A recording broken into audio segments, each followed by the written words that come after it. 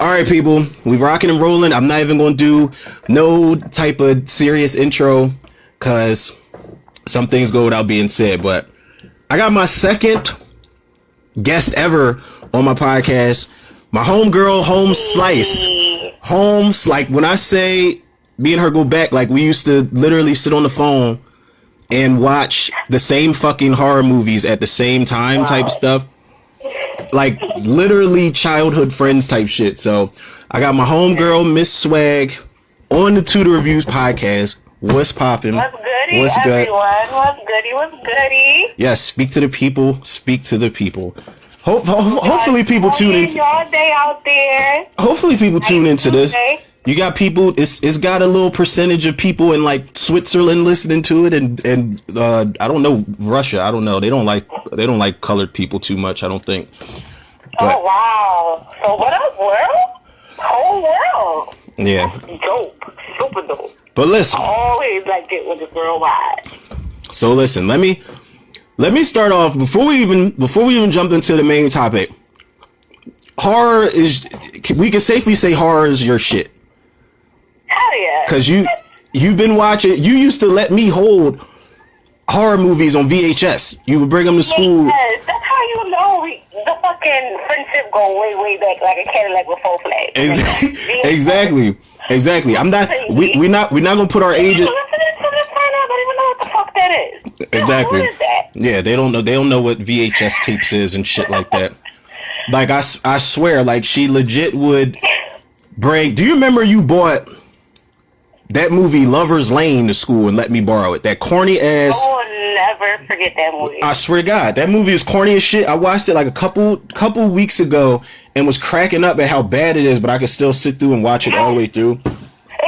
Yes, because to watch it now, it's like, oh my God, it's so whack. But like then, I fucking had nightmares. Still to this day, I cringe with that part. When it fucking like slices her vagina, like that. Oh yeah, the chick. That was Anna Faris from Scary Movie that was in that. That was her. I think she did that before she did Scary Movie. But yeah, he definitely hooked her for JJ while he was under the bed.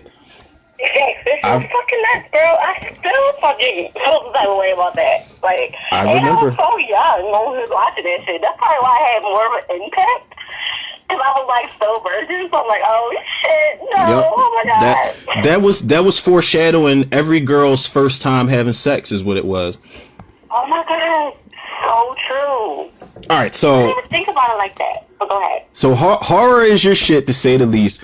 Favorite scary movie? I'm getting my ghost face on right now before we jump into it. Your favorite scary movie of all time, like of all time. Your number one. I'm still scared to go in the basement as an adult type shit because that thing's going to come out and jump out and kill me type of thing. I know that's a tough ass question. I know. Now I'm grown. It's like kind of hard. You about to see? Like being in the movie business is like, oh my God! All right, I know now. It's like on smoking lanterns and shit.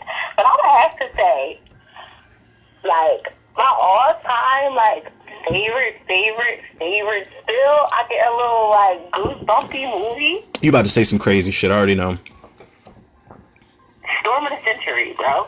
Are you serious? Storm of the Century. Are you shitting me right now? No, I'm serious. Yo, I honestly, that movie's so fucking long. I never even finished it. That movie is creepy as hell. That's the one where that guy who has like that receding hairline and he's damn near bald. Yes. He's damn near bald and shit.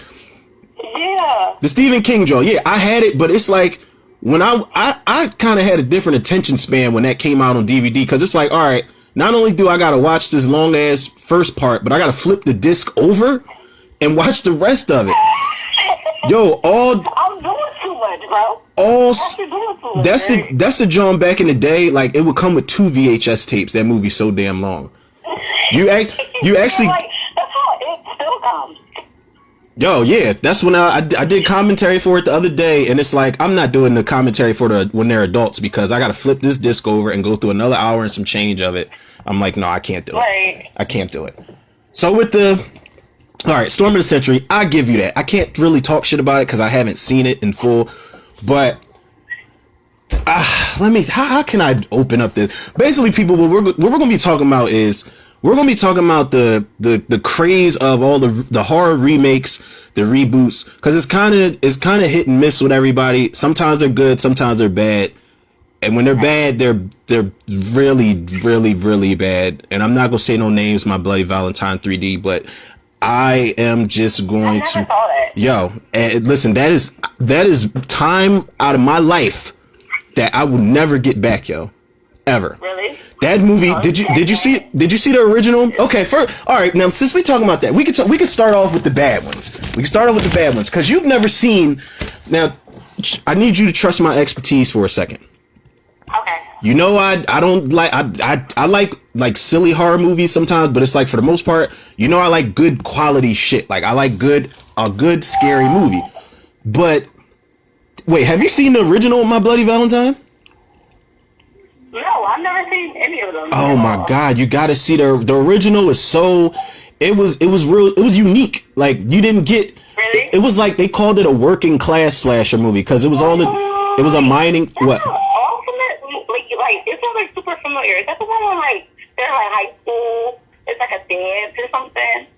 A dance, They're but like killing people. it is a dance scene in the movie, but that's like in the flashback sequence. They were having a Valentine's Day dance, but these people, they're like adult. They're supposed to be adults in the movie. Like they all got jobs at the mine that's in town, and all this other crazy shit. It's all this love triangle. The first one, it came out in like the early '80s. It's pretty fucking good though. It's pretty good. Wow. But the remake is like, it's probably in my top 5 worst horror remakes ever. It's terrible. It looks cheap. I just feel like when the classic is over the top, just let it live. Like, just let it live. Like, just why would you even, like, if it ain't broke, don't fix it. You know when I'm a fan of slasher remakes, when they do the lesser known Jones. Like if they do the lesser known slashers, like not the Halloweens and the Friday the 13th and everything that's like a household name. If you remake something like Slaughter High or I was about to say Camp Blood, not Camp Blood. What's the one where the guy is The Burning? If you remake the ones that are lesser known, that's like, all right, cool. You can bring a new. Talk about Sleepaway Camp for a second. When she was like a guy. You know what? You know why they could never do a remake to that? Because we live in this era where this PC culture is like. People will get offended by it. Yeah, you will have fucking Bruce Jenner protesting the Sleepaway Camp remake because that girl has a dick at the end of the movie. You will have the whole LGBT community at the door of the. Yeah, it's so offensive, and they want to get the movie banned and all of that type of stuff. That's like, nah. I mean, Sleepaway Camp wasn't never really one of my favorites, but I don't. It's just weird. That's what I was about to say. It's really strange. Like it's just a strange ass movie, and I don't even know. But you can't lie though. The first part, when the fucking what was it? Like the mom or whatever, that shit was creepy, bro. In the beginning, she was, like coming at her. What? But it's basically like the mom had a son and wanted the son to be a girl, and the girl turned out to be Angela. Is that what it? Like that movie's so confusing to me. I've only seen it like once. Okay. But they could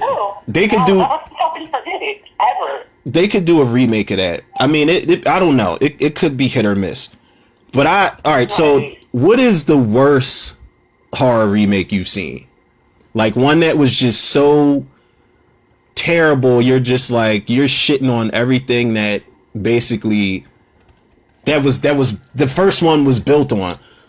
Cause it's a few out there. Honestly, I was not fond of Freddy. The Freddy remake. Oh, you know what?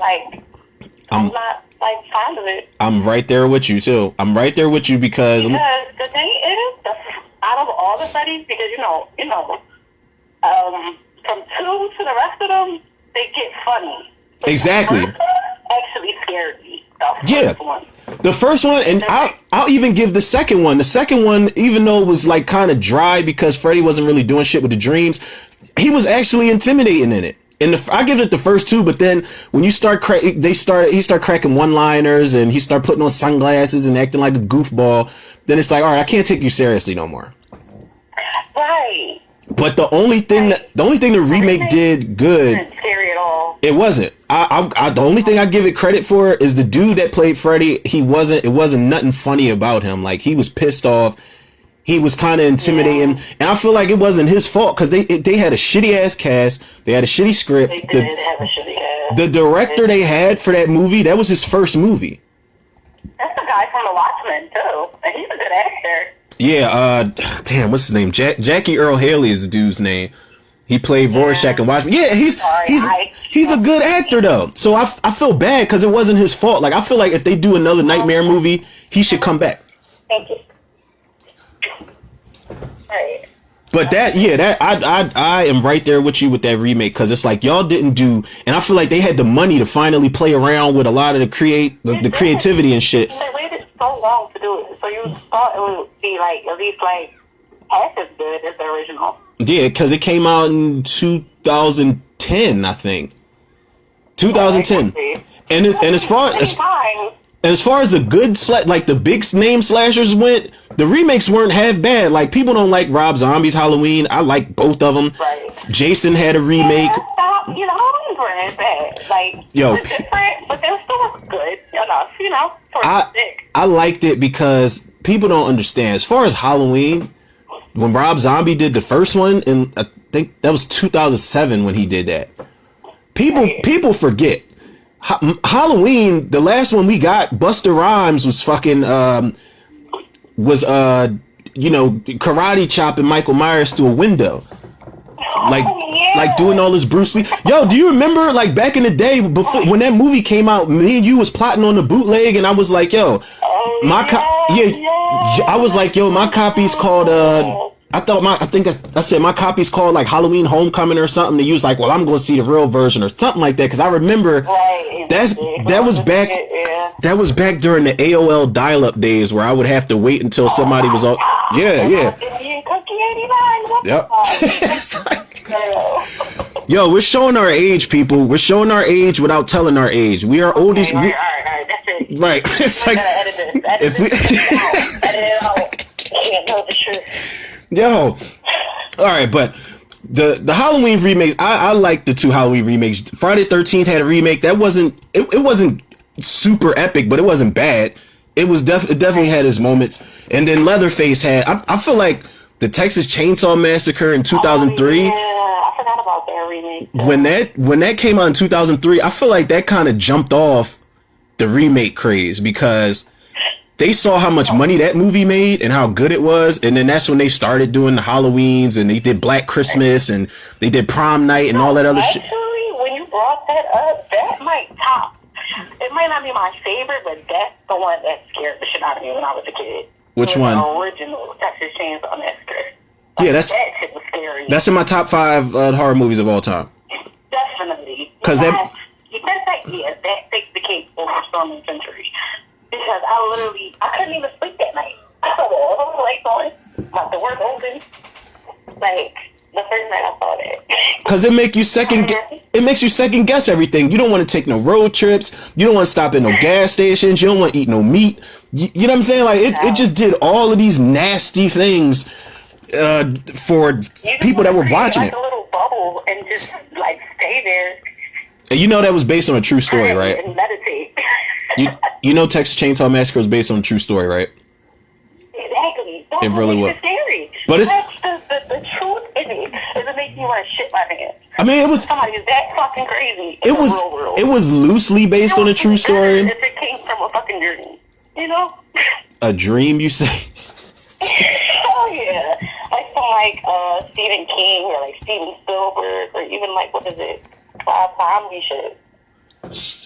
Damn, now I'm thinking Texas Chainsaw had... They're actually, speaking, while we are on the topic of remakes, did you know they're remaking that movie again? The Texas Chainsaw Massacre? I don't know if it's going to be a prequel, if it's going to be a sequel, a requel, whatever the fuck they're trying to come out with. I honestly, I just know that they...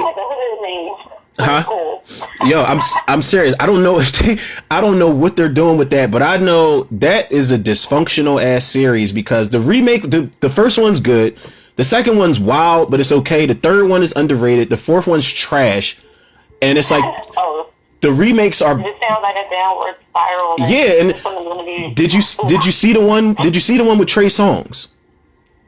The Texas Chainsaw Massacre 3D. Yo, no. Listen, I did commentary for it a couple nights ago when I was super drunk, and I turned it off because I'm like, this movie doesn't make like I hate when movies insult my intelligence. Like the opening was all that, but then it just was trash after that. Like Leatherface was trash. The kills were trash. The whole movie was just weird. But so I could see why they would do another. Not a remake, because the remake for Texas Chainsaw was cool. But I could see why they would go back to the drawing board and do something else. Because the series doesn't have no sense of like of anything. It is it's currently 2:04. Okay, cool. Not bad. I'm thinking of more bad remakes. Day of the Dead is another bad one. That remake is terrible. Did you see that one with Nick Cannon? Your boy Nick was in there. I definitely did not see that. You know what? It's so bad that I love it. And I only love it because Nick Cannon is the only black guy. Well, Ving Rhames is in it, which didn't make any sense because he was in the Dawn of the Dead remake. But Day of the Dead is so bad. Like the zombies are crawling on the ceiling. And the way that I swear to God, yo, that's not the one when they walk in the ocean, right? Is it? You said walking in the ocean? When like the black guy is leading them, and they walk in the water and shit. Or no? Is that one? No, I'm trying to figure out which one you're talking about right now. But that guy, he's like thinking like smart. And, oh no, you're talking about Land of the Dead. You're talking about Land of the Dead, and then I remember that. And people, it's not even off topic because we were all talking about zombies, but Land of the Dead is so underrated. But parts of that movie was kind of just like, all right, man, like the zombies was really a union, like they were really these. They were more united. Yo. These motherfuckers was in formation before they jumped in that water and crossed over to go to Fiddler's Green. These motherfuckers was in formation. Yeah, I was like, what the fuck? But you see, like, you know why it's underrated? To get that closeness, like, what the fuck? It's underrated, and I love it. They were led by a black zombie. They had to represent. They had to represent. Right. That's why I kind of like. That's how I remembered it too. But that, like, all right, since Land of the Dead was done. That was George A. Romero. Did you ever see the Night of the Living Dead remake? That's one of the better examples of how you do a horror remake with the. I've seen the original. I will never forget the Night of the Living Dead. That's favorite movie of all time. Hands down. But the remake, if you remember the remake, Tony Todd played the black guy. Candyman, he was in it. Oh yeah. And that remake is like, I feel like that's how you do a remake. You stay true to the original, but you throw curveballs every which way so that nobody knows what's about to happen or nothing like that. But when you keep it suspenseful. Exactly. But you got remakes like that just tread on the same territory and they do the same thing. They don't do anything original. Like Psycho. Remaking it. Yeah, exactly. Right. Like Psycho, the remake of Psycho was basically a shot-for-shot remake of the original black and white movie. And I'm like, I don't even know why y'all even wasted money doing this. It's really, really weird. Prom Night, they didn't do anything different. They made a PG-13. It's terrible. It's another terrible one. Should have went more into depth about it. Like, but you know, Psycho, because it has a good backstory. And Psycho, like, Norman Bates. To actually relate to that, because there's a lot of people who are actually psycho, and they don't know. Wait, did you just say you can relate to that? No, I said it's a lot of people who can. I thought you was like, yeah, I can relate to it. I was about to be like, yeah, we definitely have to edit this out because we don't need it. We don't need you scaring anybody by saying you can relate to the story of Psycho. We don't need that. We don't need anybody. I can't relate, but people can. You know, but and as many bad remakes as we're talking about, those, even the worst ones, aren't that bad compared to something like Cabin Fever. Did you ever see the remake of Cabin Fever? I swear to you. Oh my god, yeah, who was in Cabin? That was a remake? They did a remake. I mean, there was a Cabin Fever, then it was Cabin Fever 2, and then Cabin Fever 3, which wasn't all that good from what I heard. I didn't watch it yet. I need to watch it actually. Yeah. But then they did a remake a couple years back where I swear to you, they used the same exact script. So they're giving you the same exact lines. I've never seen this shit done before. They give you the same lines, line for line, in the remake. And the remake's not even good. And I for the life of me, I don't know why they even made a remake of Cabin Fever to begin with. Because the movie hasn't even... That's another thing. I feel like when movies haven't been out for... Like, if a movie's been out for 30 years, 40 years, cool. I feel like that's ample enough time to do a remake of it. But if a movie's been out for, like... If it came out in, like, 2002... If it came out in the 2000s on up, I don't think it should even be touched on. That's when you know... Yeah, that's when you know you're just doing a cash grab. Like 2020, you know, maybe now. Yeah, that's when you're just doing a cash grab, when you just remake it right away. Exactly. Like, they did 2 remakes... Huh? Alright, this is good. I look at it like how I like compare it to when they do remakes so quick. You know how like you got that one girl that posts a pic and she don't get as many likes as she wants the first time. She deletes it and then posts it again. She posted again. Yo, cause I know. Oh God, delete it. Yo, I know. Yep. It's the same shit with the fucking when they redo the movie. That's a hell of a comparison to make too. I gotta like it this time. You know? Yo, it's funny. And that's spot on though, cause that is a way of looking at it, because it's like you didn't even give it time to become. I mean, yeah, it might be a classic, but you didn't even give it time. Like, give it time and be. Let it marinate. You ain't gonna let it marinate. Like, you just put it on the grill. Like, you mean? Yeah, let it be. That's one of the reasons why I'm not feeling this Black Christmas remake that's about to come out. Y'all, we had a remake that came out in 2006 and everybody hated it. I love it because it's just girls and gore. Like, they gave me exactly what I wanted that I didn't get in the original movie. Actually, was it good? Because I didn't know like what it was about, so I heard of it. Well, you gotta understand, like, the original is classic, and I understand the original came out in like 74. That was before Halloween even came out. So that kind of paved the way for different slashers to come out. But the original, when I saw the remake first, but when I went back and watched the original, I'm like, let me catch the source material. It's kind of boring. It's got all this soap opera shit going on. They're looking for their lost sorority sister throughout the whole movie. It's just so fucking boring. And you get a kill like every 17 years in that movie. Like, it's so boring. Damn. But it's cool. Like, it's a good tension. It's got some good tension build up scenes. But the remake, they took the gloves off and went for blood and bone. Like, that movie almost made me throw up. It's so nasty. And they gave me. No, see, I can't do that much gore. Yo, listen, there's scenes in that movie, 2 scenes in particular that almost got me, and I got a strong stomach. I watch a lot of fucking horror movies, but I like the remake because it was straightforward. It was a dude and his sister. They did a little twist. They did something different, basically, and they really. I mean, the graphic guy is good because if it got you 60 or something, that means that it looks realistic. Yo, it's, I mean, I'll tell you straight up what it was. For one, it was a scene where the guy who is the serial killer, he's one of the 2 serial killers. He murders his stepdad and his mom in the beginning, but he takes the cookie cutter to her back and he literally makes skin cookies, like flesh cookies. He puts the shit in the oven, and when the cops get there, they see him in the kitchen just sitting down, dipping the skin cookies in milk and just eating them. And it's all chewy and shit. And I'm just like, nah, man, this is too insane. But that's why that movie got my heart immediately, because I'm like, yo, all right, y'all taking it to these extremes. I'm with it. I am with it. Right. But people hate it. They say it's a terrible movie. I mean, it's not epic. It's not epic, but I'm with the gore aspect of it. The new one's PG-13, and they're going with this girl power shit. I'm not with it. Not with it.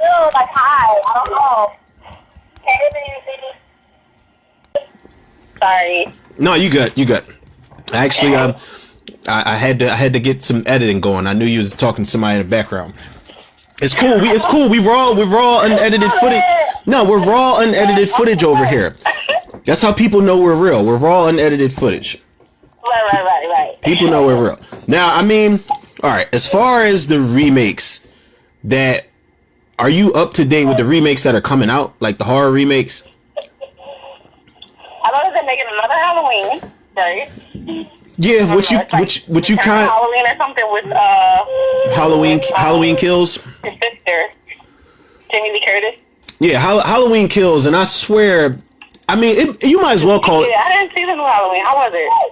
Wow, you didn't see the one that came out last year? No. OMG. Now listen, I'll give you my honest opinion on Halloween 2018. It's a good movie. It's one of the better Halloween movies as far as the story goes. Right. But I feel like my anticipation and my nostalgia kind of dialed down every time I watched it. Like it's always on TV. So every time I watch it, I find more things wrong with it. But it wasn't bad. Okay. Yeah, no, it wasn't bad though. Like Jamie, huh? But the first time we watched it, it was like, oh, okay. Well, the first time I watched it, it was me, my cousin I was telling you about, and my homegirl, and we watched it. We ordered some pizza. We watched it while we killed a bottle of vodka. We were pretty fucked up.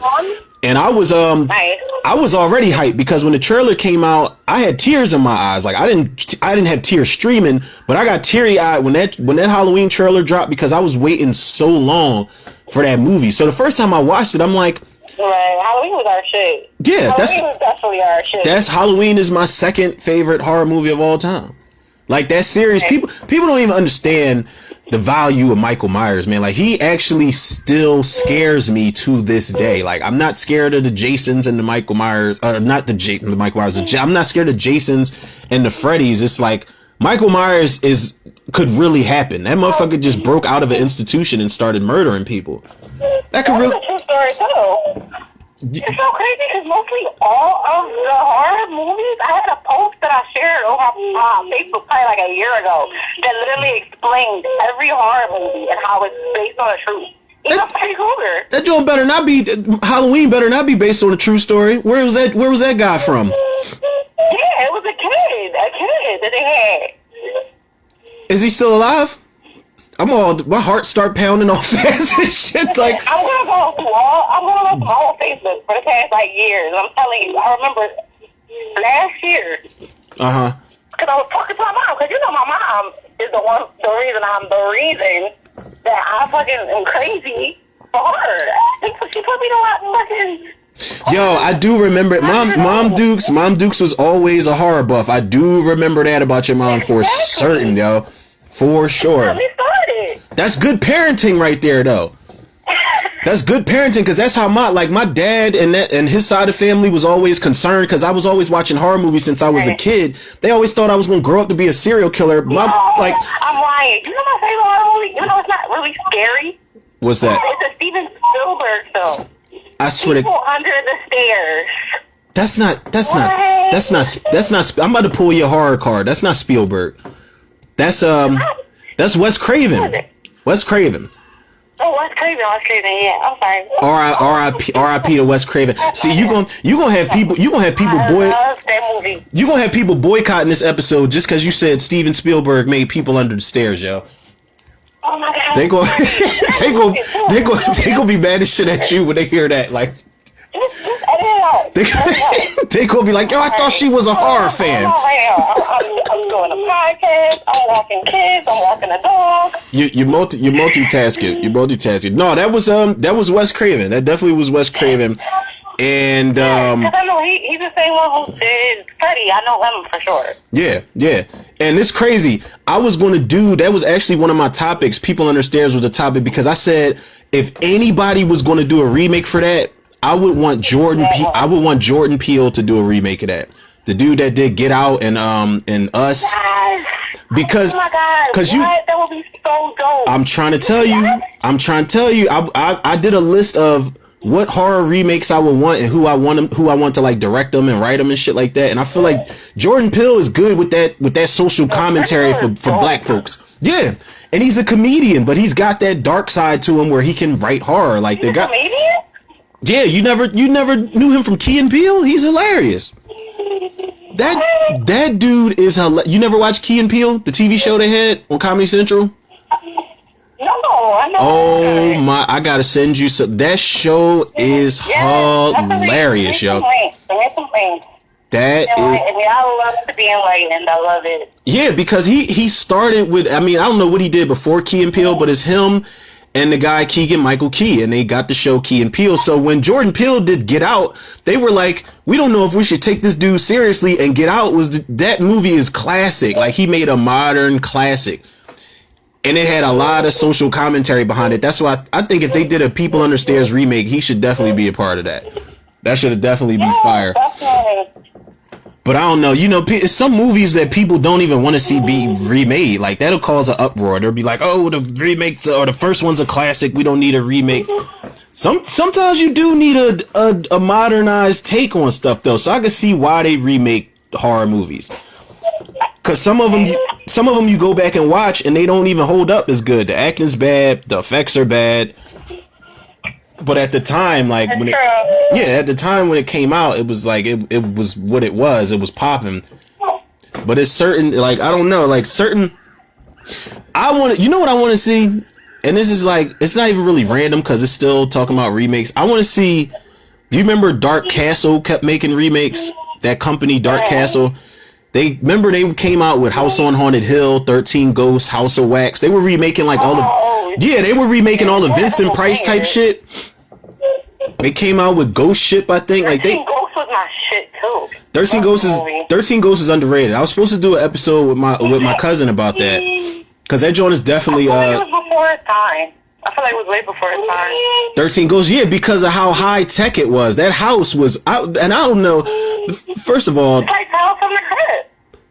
That's another. Tales from the Hood. Oh my god, for one, they're making a part 3 of that, which they shouldn't even be doing. No, the second one was shitty. I won't even watch it.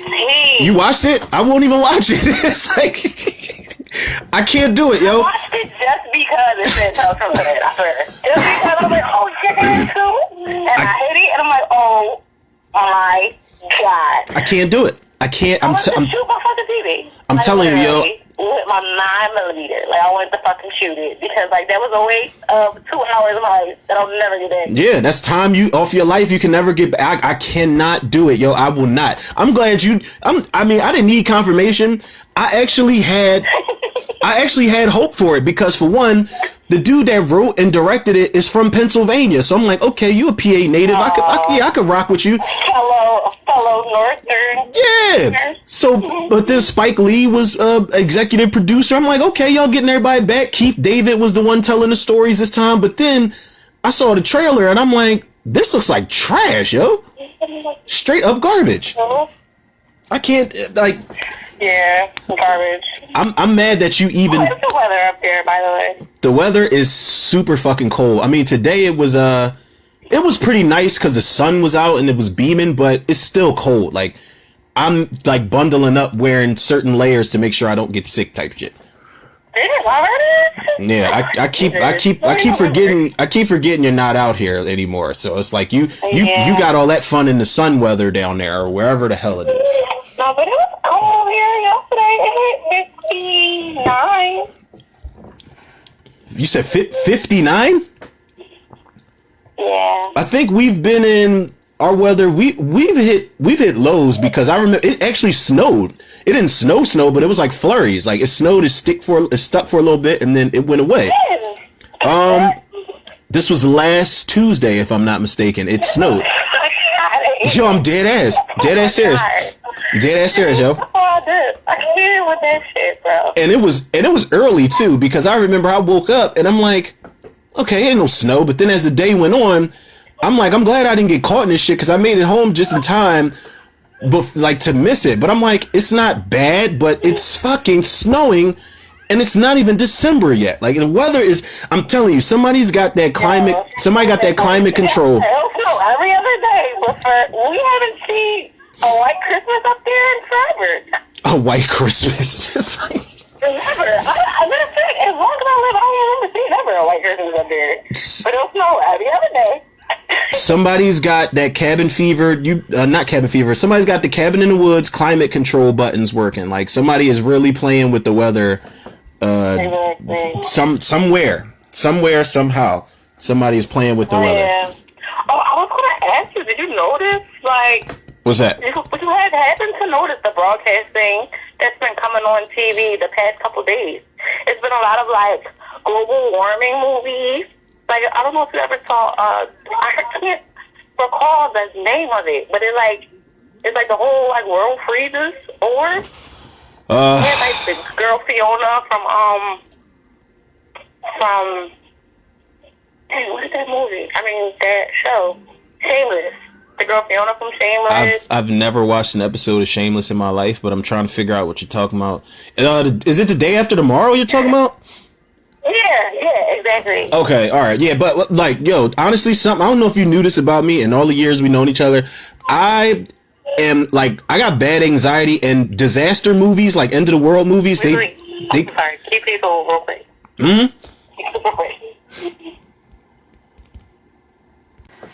Like I said, I had to all I did was, like, whenever you say hold on, I had to do something, I'll just hit pause. Like I don't do heavy editing. I'll just hit pause so shit don't, you know. Okay, cool. It's straight raw, people. The straight raw footage, people. This is what we do. This is regular conversation. I mean, anybody out there who's listening, y'all know that my episodes are straight raw. I don't really like to edit things too much, so. Real, yes. It's just better with the realness. But you know, I'm going to tell you at the end, you're going to check out my podcast coming. Yeah, yo, plug it. Go ahead, plug it. I'm giving you the floor. Plug what you got. No filter. Will be coming to you guys soon. And I'm sure he will be on No Filter as well, because this is my nigga. Like, we got decades in, bro. Real shit. You better have me on an episode. You better have me on an episode. Don't say I'm sure. It's like, listen, I am always on go, yo. You definitely gotta be on like the first 3 episodes, bro. Exactly. The chemistry is really good, really natural, just flowing. That's what I'm saying. This is pre-recorded. None of this is like no script, you guys. Yeah, exactly. It's no script at all. That's why I said it's straight raw. Like that's how it's always been. Honestly, now that I'm thinking about it, we talking about these horror movies and how far back we go. Like we should have been had like tape recorders or boom boxes and recorded ourselves on the phone watching the same movie. Yeah, watching the same movies at the same time as kids and shit. We should have been had this shit popping. Exactly. Yo, you know what? I'm about to like the movie guys. What is his name? Siskel and Ebert. Yes. It was Siskel and Ebert, and then Siskel passed away, and it was Ebert and Roper, and I don't know who died after that, but those critics, they were tough on movies. Why? Because guess what? It's 5 o'clock somewhere, so rest in peace to those guys. Listen, you got wine, I got beer. We're both toasting up to something, to somebody, somewhere. So I'm right there with you. But I'm about listen real quick before. What's the difference from what we used to review as kids and now? Yeah, that's the joy of being an adult. It's like it's right. Crazy. Listen, I'm about to before we wrap it up. I'm about to take you back for a second because we keep talking about when we used to watch the same. How far back we go? We used to watch the same movies at the same time. One of the movies I remember we watched on the phone at the same time was Children of the Corn, the original one. Yes, Malachi. Did you see the remake? Malachi. Did you see the remake of Children of the Corn? They did a remake of it. No. They sure did. They did a remake of it. Oh jeez. But I mean, I watched the majority of it. They debuted it on the Sci-Fi Channel, so I was already like, all right, this ain't gonna be good. Because when you remake something like Children of the Corn, like that shit ain't even better than Part 4.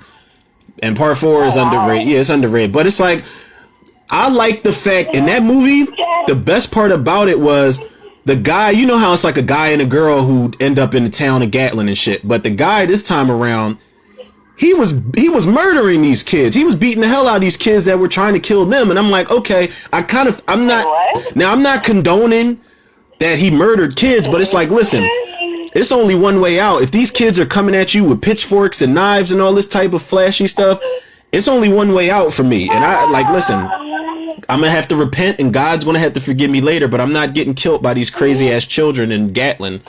So the dude, the husband was really murking these kids out here. Like, I think he snaps. Yo, I'm sick.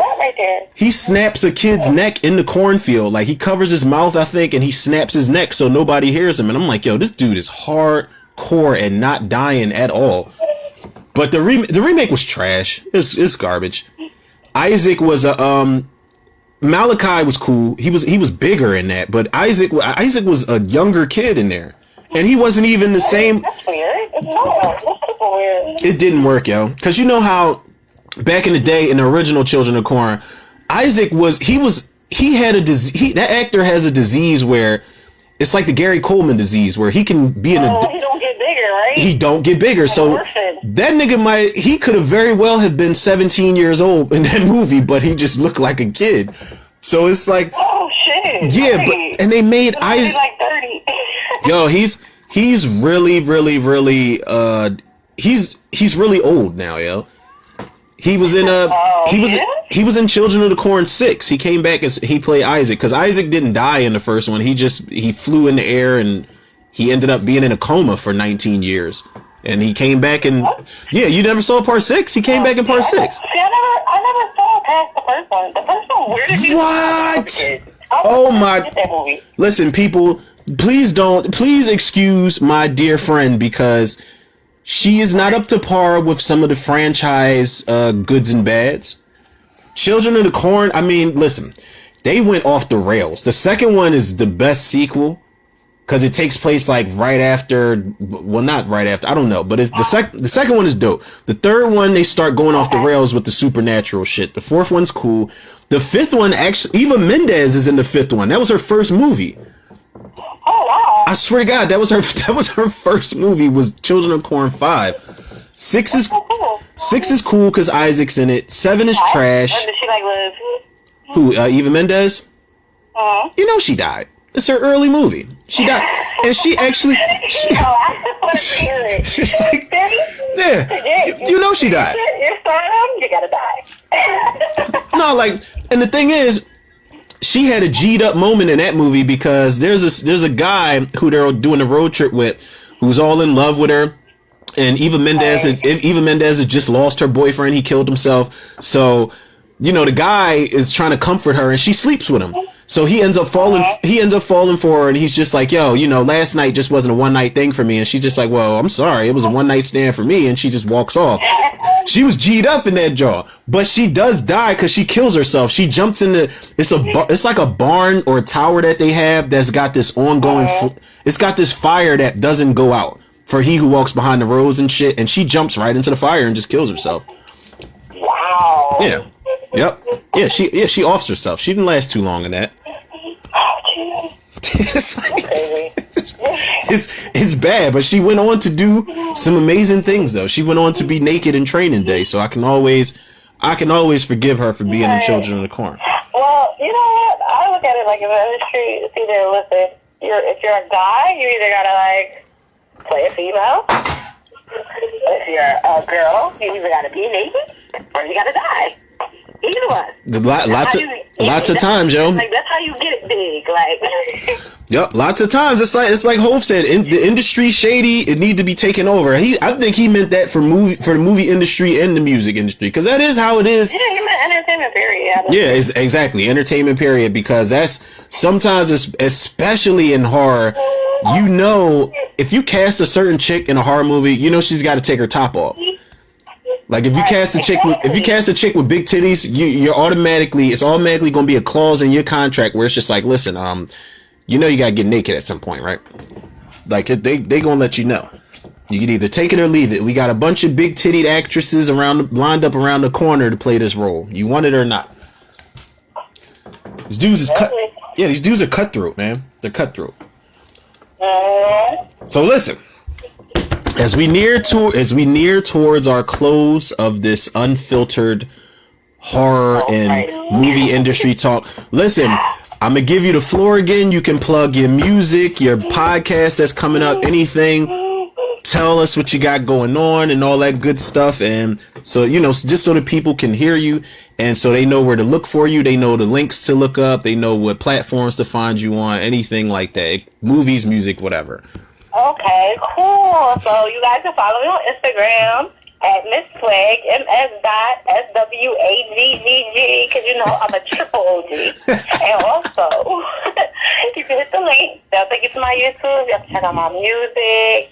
My mixtape was supposed to be out today, but I'm still working on it. It's supposed to come out today? It's still coming out. It was supposed to come out today, but it'll be out 12/12 for sure. 12/12/19.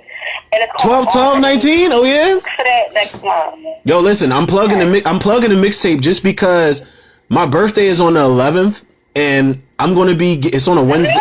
Yeah, it's on a Wednesday. It's on a Wednesday, and so I'm gonna plug your mixtape. Of course, you already know. That's so fiery. It's like, but listen, my birthday's on the 11th. Your mixtape drops on the 12th. I'm gonna plug your mixtape and post it for the rest of the week because I'm getting on from Wednesday on up. So I'm gonna. I'll definitely be up in Philly in January. We definitely gotta link and do something. Hell yeah, definitely. Your podcast, my podcast. We could do both. We could do both episodes. I'll take a feature. I'll take anything. A feature like what? Music? I think you still got some bars in it. Yo, listen. Now, I was about to plug my Instagram page on my own shit, like on my own podcast. Like, yo, check me out on Instagram. It's like, yo, no, I post little snippets of my bars up there. Like, I'm kind of rusty, but I still got a little life left in me. Yeah. So a little. I don't care. Once an artist, always an artist. Once a lyricist, always a lyricist. Listen, if it's a feature, just let me know. Just need the right beat. If it's exactly, I was just about to say that. You already know what it is. And people, any listeners out there that didn't know, yes, I do. I write music too. I do, but film was my first passion. But I dabble in everything. No, yeah, I swear this might have been the first time I told listeners that I write music. I don't know. I might have done it earlier on. I'm not sure, but yeah, I'm actually going to. I gotta tag you to some of the videos. I post like little snippets here and there, like a 16s or something. This is the beginning of a thing. Like, we have to make this like a thing. Like, yep. This is so perfect. Like, yeah, because it's like old time, Yeah, I'm gonna be real, and it's like that's not to take away from anybody else that want to do an episode with me, but I knew this was gonna pop. I knew it was gonna naturally pop because we be on the same page with music, with movies, all that type shit. So I already knew this episode. That's why in the beginning I'm like, all right, I don't even want to do no crazy ass intro. I know it's gonna be popping type stuff. Like, yeah, exactly. Like that. Exactly. So people. Also, anybody out there need your hair done, I go from Philly to Florida, people. Hit Swaggg Styles. SWAGG.STYLEZ. I do braids, I do color, I do it all. Anything to hair that you need, I can do it. Been doing it for 20 years plus, okay? Say it for the people in the back. Y'all heard that. Y'all heard it. That's what you call multitasking, people. It's always good to have different things to have different venues on. Like that's what we do. We don't just do one thing and then just stop at that. We multitask and want to stay multi-talented out here. I keep good talent around me. People, it's good mojo. Wait, what'd you say? My bad. I thought you said something. No, I was saying, yeah, because there's so much greatness in us all. Why just be great at one thing? Be great at everything that you love, Exactly. And be passionate about it type shit. Exactly. I tell people I live off mission. Like, I'm like that person that's like, I can't do shit halfway. It's either like I care so much that I'm like obsessed with it, or I don't give a fuck at all. Wait, I can't do it halfway. Wait, time out. Let me take a couple steps back. Did you just say, yo, I go from Philly to Florida? That's hustle, people. That is fucking hustle, because listen, I've been to Florida one time in my life and I wasn't old enough to know that planes can fall out of the sky. So it's like, I legit was like, maybe this is one of my youngest memories. I think I was like 4 or 5 years old. I went to like Disneyland or Disney World, whatever the hell they call it. But I've only been down there one time, but it's like, I feel like I definitely need to make it back. I feel like it's different. I feel like there's outlets out there that's not here. No BS. If you come here, you don't want to go back. Just to visit, and for business inquiries only, because it's beautiful. Yeah, and I can only imagine, because that's what I was saying. I know it's things I can get my hands on out there that I can't get my hands on out here. I know it's different type of plugs. I know it's different type of outlets, all that type stuff. That's why I want to go to like eventually I want to go to Cali. I got to make sure I don't wear any blue or red, but I want to go out there because they got all the, you know, the horror con conventions, the Comic Con conventions. They got everything out there. Like down, like on other sides of town, it seems like everything is there. I mean, it's stuff out here in Philly too. It's just harder to get to. You have to travel because half of the business, all it is marketing. It's all about who you know, people. I mean, it's half what you know, but if you can bullshit, it's really who you know. Yeah, basically, if you can finesse your way around it, then you good. Exactly. I'm mad because I kind of spaced out because I got Halloween 5 playing. I had it playing the whole time we've been doing this episode. Halloween 5 is playing in the background. Only because motivation, because since we were talking about like horror remakes, I feel like Halloween 5 should have a remake. Once they wrap this Halloween shit up with Jamie Lee Curtis, and once this trilogy's over with, I feel like they should just keep doing direct sequels to Halloween. I don't know. Right. I love Halloween. I feel like that's like something you just can't go wrong with. It's always going to be original. It's always going to be a classic. Like, I mean, listen, if you see... And they're trying to make it fun, too. Because I've seen so many fucking memes with Michael Myers fucking dancing and shit. Like, yeah, he's a household name. Doing the fox. I'm like, what? I mean, but you see, you can go wrong because, like I said, I always go back to Halloween Resurrection. That movie is terrible. That's the worst. Oh, that is. Yeah, listen, that's true. But you know what? That movie was ahead of its time too. You give them the benefit of the doubt, but that was like the worst. Is that the one L Cool J? No, that was H2O. LL Cool J was in H2O, and that was at the end. Jamie Lee Curtis chopped Michael Myers' head off, and then remember in Halloween Resurrection, they tried to say that it was a paramedic in Michael Myers' mask and jumpsuit, and it wasn't him, and he switched clothes and all that. I'm like, listen. When they do shit like that pisses me off. Yeah, I'm like, stop it. You're that smart to do all that. I mean, honestly, I can buy that he's that smart. I can buy it, but what I don't buy, if that was a paramedic. You remember the end of H2O where Jamie Lee Curtis was driving the van and Michael Myers came out of the zip bag. He came out of the body bag. First of all, she hit the brakes and he flew head first through the windshield. No human being is getting up after that. And he did the Michael Myers sit-up. So then she rammed into him. The van flew off of the cliff. And then Michael Myers got pinned between the van and a tree. The van crushed his back. No human being is surviving that. So you're trying to tell me. You know what I'm starting to think, honestly, is the fact that those writers were on cocaine? Because that's what I believe. That's a definite. So as I have gotten older, I started to look at the story from a different point of view, and I looked at it like the reason that he can only awake and do all this content and stuff on Halloween is because it is the Day of the Dead. Because if you look back in history, that is the Devil's Day. That's the day when all the passed away spirits and souls can actually be on Earth and cause torment and everything to people. So it makes sense that that's the only day he wakes up, because basically he dies in every movie. So how is it possible? Wait. Listen. Now, it's something people forget. Michael Myers never died in any of these movies. This motherfucker just takes cat naps. I swear to you, and I made it a point to tell somebody this on Facebook one day. I was like, listen, Michael Myers got shot off the balcony in the first one. He got up, walked away. In the second one, that's true. In the second one, him like literally dead. he got his eyes shot out and he got burnt up in the second one. But then in part 4, you see he's been in a coma for 10 years. Then at the end of part 4, he gets shot into the mine shaft. But then in part 5, you see he didn't die. He just walked off. Like, Michael Myers just takes naps. He's never died. Like, it ain't Jason, where Jason literally has been in the ground. That motherfucker has been in a casket with maggots on his face and then came back to life. Yeah. Michael Myers he never dies. He just takes naps. Yeah, he just takes naps. He's tired. Superior to all of them. Yeah. That's why, like, you know how they did, like, the Freddy versus Jason? They had to do, like, a gimmick to get people interested again.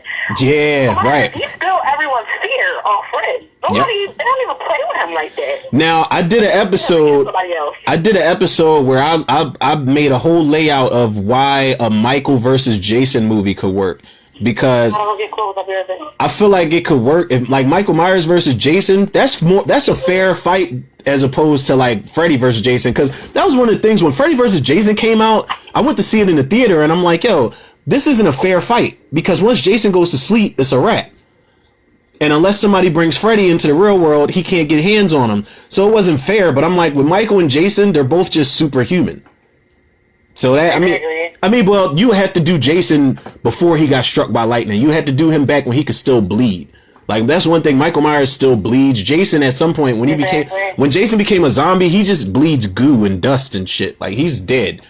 So you could definitely. That's another reason why I think they do the remakes too, because they kind of want to continue the saga that was started by the originals, but then the younger kids don't know about it. Yep. So then they do the remakes to, like, inform them. Yep, they want to reintroduce the classics to a new generation of horror fans. Exactly. And sometimes it works. Like I said, this goes back. It's all coming full circle because it goes back to the remake shit. It's like, that's why some of them are bad and some of them are good. Like, you introduce, like, people that liked Prom Night and My Bloody Valentine and, like, Carrie, even Carrie. Those are classic. Yeah, the remake. Carrie. Did you see? Classic too. Did you see the remake of Carrie? Yes, horrible. It was, oh god, I felt like she was auditioning for X-Men. Like, she was just doing all the you remember in the original Sissy Spacek, all she had to do was just stare. Like, she had to open up her eyes really wide and stare. But the chick, the first one was scary. Yeah, it was scary. It was scary. Like, it was creepy as shit. But then but they actually, the casting director for the first one was amazing. So if you ever find out who that was, the casting director, I mean, of course I'm gonna have to now. I know the director was Brian De Palma. He did, like, the Untouchables and Raising Cain and stuff like that. But I gotta find out who the casting director was. The cast was good because the girl that was in Carrie, one of the girls that was in Carrie. Well, two of the girls that was in Carrie are horror alumni. One of the girls was in Halloween, the first one, and the other one, who was John Travolta's girlfriend, was in Poltergeist 3. So you got all types of horror alumni scattered in it. Poltergeist 2, that's another good one. Poltergeist, yeah, but that was another remake that was garbage. I turned it off. I fell asleep. I couldn't even finish it. That's like what I was saying earlier. When if it's not broke, don't fix it. The first one was so good. I don't even know why they would try to remake it. I mean, again, it's a household name. It's like, listen, it's like imagine if me and you were money hungry Hollywood execs who just had a shit ton of alcohol and a shit ton of drugs in an office building one day, and we're just like going through the list. We're online looking up, what are the good horror movies of the 80s or the 70s or prior? Like, what can we remake that nobody remembers? Like, that's what they do. They sit in the room. Yeah, they sit in the room. They get fucked up. Like, every 20 years, like, okay, so it's a whole new generation. Exactly. Yup. Exactly. Yo, they're just like, yo, what's Michael Myers up to? What's Jason up to? Like, who's doing what? Are we gonna bring this guy back? Like, eventually, they're going to do remakes of remakes. Like, this is what they're doing. This is why Black Christmas is going to be garbage. Because you're doing a remake of a remake. And not only does it look corny, but it's PG-13. Like, when you do remakes of remakes, that's how you know it's bad. Like, that's how you know not Friday the 13th. Nightmare on Elm Street was so bad, they went back to the drawing board and they're like, okay, the next movie is going to be a remake of the remake. And I'm like, dog, that's just disrespectful. Straight up disrespect. That's how bad you know the movie was. How do you remake the remake? Exactly. What? That doesn't sound right. That's how you know the balls on these Hollywood execs must be enormous, because if you do a remake of a remake, like you're already treading on thin ice doing a remake of an original. You're already going to piss people off. So if it's bad, I don't know if they're gonna like it or not. Exactly. That's why I always go back to this Black Christmas shit. Did you see the trailer for it? What? For the new Black Christmas that's coming out? No, but I'm definitely gonna watch it after this podcast. It looks like trash. It's like they went from a hard R rating with all this gore to making it PG-13. That's why I said, listen, this is going to be a flop. People are just going to have to accept it. It's going to be a flop, but Blumhouse can afford it because Blumhouse owns the rights to Get Out. They own the rights to the Halloween movie that came out last year. They make hot shit though. Blumhouse. Blumhouse is cool. They cool, but it's like they know that they got enough money so that they don't have to. They make their movies really cheap, and I appreciate that because Blumhouse makes their movies cheap, but they make that even if the movie's bad, they make back more than what they spent. The little girl, she walks by in the beginning, right? No, that's Lighthouse, right? Who was in the Lighthouse? What happened? No, I feel like the one with the little girl, the little creepy girl, in front of the screen at the beginning. Wait, are we talking about this? I'm like losing my way. Is that Blumhouse? Like, no, not no. Blumhouse is a studio, not a movie. No. But I'm saying, you know how like when they do their like signature. Oh, the logos, like the opening logos. Is it a little girl? Like, Blumhouse is is it a house? No, I don't think it's a little girl. I think that's Lighthouse then or something. I know when you see that little girl on the beginning of that scary movie, you know this shit about to be lit. This is making me think of like all the house productions, I think it's called. This is making me think of all the hard like intro logos and shit like that. Like Lionsgate. When Lionsgate and Twisted Pictures come up, you know it's gonna be a Saw movie. Like when Dimension Films used to come up. Exactly, yeah, like that. Yeah. And speaking of which, they're coming out with a Saw remake. They remake. Oh my God, really? And Chris Rock is in it. Chris Rock and Samuel L. Jackson. And I'm just like, I don't know about this. Wow. Yep. Chris Rock is actually producing it, believe it or not. They didn't drop a trailer yet, but Chris Rock is producing it. That's why I said, like, a lot of these comedians are doing horror shit. Like, Jordan Peele is a comedian. He did Halloween. Or not Halloween, goddamn. Jordan Peele did Get Out. What'd you say? I guess they want to maybe test their limits. Yeah, and it's crazy because we're getting good horror from comedians. Jordan Peele is a comedian. He did Get Out. Danny McBride he's known for comedy and acting in comedy and writing comedy, and he was one of the writers for the Halloween movie that came out last year, and he wrote the new one.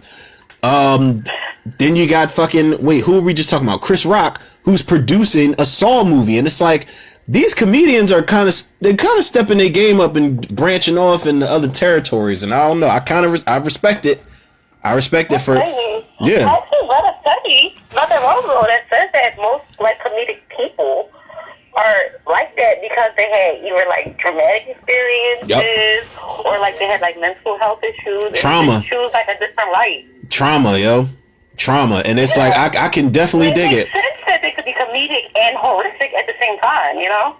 Yeah, I mean it works because it's like people say comedians, they got dark humor. So to apply that to like an actual horror movie is fucking awesome. So I don't know. Why do you think they fucking made the scary movie series for so fucking long and they actually flourished? Because they were making fun of a fucking actual scary movie. Yeah, exactly. The Scary Movie series, they're going to remake that too eventually, but Scary Movie kind of went off the rails after. I can't even hold you. The second one is my favorite. The second, that's a lot of people's favorites. I don't even argue that that's a lot of people's favorites because the second one definitely is funny as hell. The third one is when they when the Wayans brothers left, and they made the third one, it was kind of like It was like, all right, this is different. It's a little watered down. The fourth one was garbage. I'm mad I even paid money to even see that shit. That's another movie. Fuck Scary Movie 4, people. And I'm sorry. No disrespect to David Zucker. I know he directed that movie. And I think the dude that did Airplane and the Naked Gun movies. Yeah, he did Scary Movie 3 and 4. So it's like, yeah. What the hell happened, bro? Exactly. You hear that? What the hell happened, bro? This is all positive feedback, but bro, you can do better than that. Exactly. So it's like, David Zucker, if you're out there, this is not disrespect at all, but we need you to understand that we expected so much better for you. Exactly. From you. Bro, it's already hard enough. Like, my head goes off to anyone that picks up a sequel. Because it's already hard enough to make a sequel pop. True. That is true. That's very true. You know? So it's, how do you do number 2 and make it just as wow as the first one, you know? Yeah, and especially because sequels, the thing with sequels, like whether it be horror, action, whatever, you got big shoes to fill off the rip, because if the first one's a hit, you automatically got to be better. You don't have to do the same thing, but you got to be better. Like, that's why, like, I always tell people, Terminator 2 is one of the great, like, James Cameron, as far as these sequels go, he's a beast, because he did the second Alien movie. We didn't even talk about Terminator. It's Terminator coming out, right? I did a review for it. The last the last one that just came out. Oh, awesome! I gotta do research. That's all relevant, because honestly, the first Terminator is a horror movie. It all goes back to us talking about horror shit. The first one, he is a serial killer in that first movie, and that movie is scary. Like, Arnold is. Yes, the first one is scary. But scary.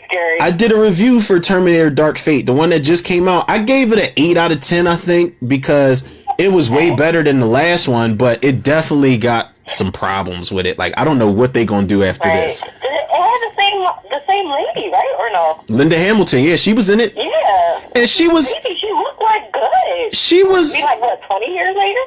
This after Terminator 2, Terminator 2 came out in like 91, 92 or something like that. Exactly, right. So, I mean, Linda Hamilton was cool in the movie. It was good to see her. It was like when people got Jamie Lee Curtis back for the new Halloween movie.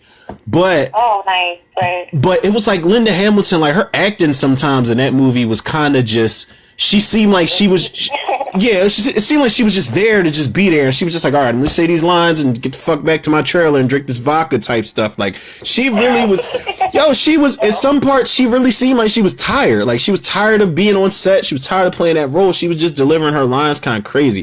The movie was cool, though. It didn't really disappoint. It got some flaws to it, but it was definitely better than Terminator Genesis. I don't know if you saw that, but that movie's straight up, I'm talking trash truck juice. That thing has Genesis. His name is like iffy. It's bad, yo. It's bad. I wouldn't even wish that movie on my. Or this is only in the Bible. That movie is just like. That movie's just like what they did with the Texas Chainsaw 3D, John, that I was telling you not to watch. It was the opening of Terminator. The opening was awesome. The opening's awesome, but after that, it just takes a fucking swan dive and just commits suicide after that. It's bad. It's a terrible movie. It's terrible, terrible, terrible. Okay. I wouldn't even, like I said, I wouldn't wish Terminator Genesis on my enemies. So I think you should you should just watch Dark Fate, the new one that came out, and just. You know it's real, like. It's bad. It's fucking bad, yo. Trust me. It is. That movie is god awful, and they tried to do something different, but they failed miserably doing that shit. Damn, that's another. I need to get you and my cousin, because we're all Terminator fans. I need to get you and my cousin on an episode where we talk about the Terminator franchise and shit. Like, I feel like that'll be definitely a crazy episode. I feel like I'll get a headache. I feel like I'll get a headache because anytime I talk about the story and the plot of Terminator, the whole series, my head feels like it's going to explode. Like, I feel like it doesn't really make sense when you think about it. No, especially when you're trying to go in depth about it. It's just like, it gets confusing. Yeah, it doesn't make sense at all. No, it doesn't. But I kind of feel like it's some future shit that they're planning, and that's why they're re-releasing it. because, they hide the truth in front of our faces because, they think, oh my God, this is movies. But no. Right. No, yeah, you gotta, with movies, see, that's why I like dissecting movies, because it's like, I like to read the fine print. Like, that's why I got a whole list of movies that have social commentary for black people. And People Under the Stairs is one of them. Get Out's one of them. The Purge, the first Purge, Tales from the Hood. Like, I got movies that have, I got a list of movies I need to do on a podcast episode that have social commentary to them. That's why Night of the Living Dead is my favorite movie of all time, because it wasn't just about zombies eating people. Like, that dude, like made a statement. Yeah, so it's so many layers to that movie that people don't even realize. They think it's zombies eating people. Yeah, that's scary, because getting eaten alive is like, I don't think that's on anybody's bucket list, fucking like, but it's like, yo, but the shit that they got going on underneath what the movie's about is crazy. Social commentary, people. This is how in depth we get. See, we were supposed to wrap this up like 15 minutes ago, but we're still going on talking about movies. That's how much, right? That's how dedicated. I'm like, oh my God, how long is it supposed to be? Yeah, it's supposed to be for like hours. No, listen. We talk in like years. No, listen. I swear. I swear we about to wrap it up, but before we do, I need you to plug your page, your music one more time for the people, just in case they didn't hear it or in case they missed it. Tell us where we can find all your stuff at. Holla at me and Miss Swaggg on Instagram. Oh, that's Facebook too. That's MS_SWA_G, because I'm a triple OG. And also YouTube is the same, Miss Swaggg. Just Google it. I'll come up. I promise. She said just Google it. I promise. MS.SWAGGG. Triple G. That's me. Miss Swaggg. All right, people. Y'all got it. Don't forget. Y'all got. She said, "Don't forget." I'm sorry. They better not forget. Y'all trying to style on them? I style, you slay. Swaggy style. That's on Instagram as well, and Facebook, and YouTube. They better not forget, because you done said it twice. I made you say it twice. So, people, y'all heard it. And if y'all didn't hear it and catch it, y'all have to rewind it back to the 2 times that she said it. Now, listen. If y'all want to catch this episode on something else, or if y'all don't have it, or if you want to tell a friend to tell a friend to tell a friend, not only is this podcast on Anchor, you can catch it on Overcast, Google Podcasts, Apple Podcasts, Spotify, etc., etc., etc. Follow me, Facebook, Instagram, Romero Tutor. Again, got a Facebook movie group. So much for having me. This is like, listen, yo, you are, listen.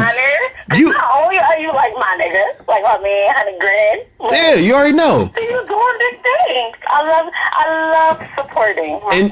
And I appreciate the support. My people, period. I appreciate the support, because it's like a lot of people.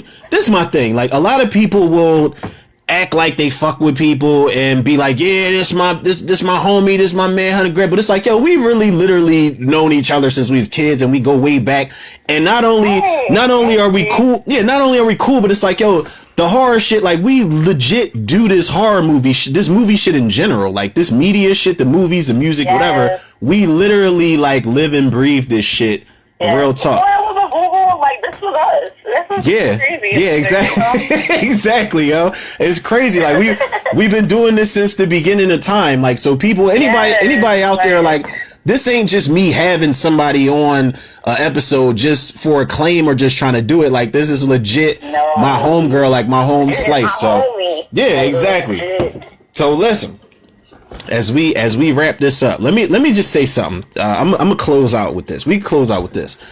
As far as the horror remakes go, I'm gonna say this. I'm gonna let you say your piece, but I'm gonna say this. I am all for a horror movie being remade. I'm all for horror movies in general, but as far as a remake of a classic, I feel like if you do it, you have to do it. And you have to be able to stand on your own 2 feet as your own film. Don't do the same thing that the last one did. And it's cool to throw nods here and there and all that other cute shit. Exactly. But it's like a cover. It's just like a cover. Like how they do the covers on YouTube. Yep. They do the person's song, but they put their own oomph on it. It's the same shit. It's another reason why I'm not able to do song covers on YouTube, because I am not a singer like that. But every time I try to do someone's cover, I do it the same exact way they did, and I always delete it. So, but I agree that it should be like a cover. You put your own flair on it of something that you showing appreciation to. Like, I feel like horror remakes, you shouldn't do it just because it's a popular name and do it for a cash grab. You got to keep like the integrity of, because people got to understand the remakes that are coming out now. Back when they made those movies, it wasn't even about the money like that back then. I feel like a lot of times it was passion projects. They did it because they wanted to make, they wanted to make movies. But nowadays it's like, all right, well, we just fuck the integrity. We just gonna do it just to do it. For the money. Yeah, we're gonna do it. We're gonna do it for this movie. And money is awesome. Money is fucking amazing. But it's just like when I can make a movie. Like, I'm more so, the way I feel about it, I'm more so of a quality over quantity. Like, I'm more like that. Yeah, that's everything. Like, that's how I am. Like, I can have 17 remakes that I put out, but that one remake I put out that people really appreciate is going to mean more than the other 16. You dig what I'm saying? Like, it's like that. That's how I feel about it. Like, I feel like I could just put out one and be cool with that and never put out another remake again. Like, all right, well, they feel me that I did my interpretation of that story, so I'm not going to do another one. I'm not going to press my luck and fuck it up. Right. Type shit. I mean, I don't know. That's the remake. But the remakes, I think. You've been to these jobs, yes. You gotta come 10 times harder because you already see everybody else's mistake, you know? Exactly. Yo, and I was just saying that in my last episode, I was when I was talking about the Batman movie, I'm like, yo, you already see everybody's mistakes. You see what they did right. You see what they did wrong. You got enough homework that you can get done in order to make something great. But listen, that's a lesson that I just want to like drop for everybody, because that's a lesson I had to learn the older I got. I had to learn from somebody else's mistakes and to make them on my own. Because guess what? That's a waste of time. That's real talk. Never get back. Yeah. You can just look at somebody else and be like, damn, they did it like this. You know what? It ain't work out for them. So I'm doing it like this. So it'll work out for me. Yeah, that's real. That's real talk, though. That's real. That's real talk, people. From Miss Swaggg herself. So listen. Yes, thank you so much. You already know, you know, like, I need you to. Now I appreciate you saying thank you, but you gotta. Yeah, it's like you gotta stop thanking me, man. This was already a given. We should have did this ages ago. Ages ago. Right. This is the first, but not the last, people. There's more to come. Yeah, of course, because y'all see, she's a movie buff like I am, and of course, like the people listening are. So. But people, as we wrap this up, I want to listen. Big shout out to the listeners. You know, I sound like a broken record every time I wrap up the episodes, but I gotta show love because I got to because I see like, even if it's a small percentage of people listening, like every listener counts, every fan counts, every follow counts, all of that good shit. So definitely shout out to y'all for supporting the To The Reviews podcast. I definitely appreciate y'all. Like I said, y'all know where to check it out. Find me Instagram, Facebook. And tell a friend. Yeah, exactly. Because I'm posting this. I'm just letting you know, Mrs. Swaggg. I'm letting you know. I'm posting this episode tonight.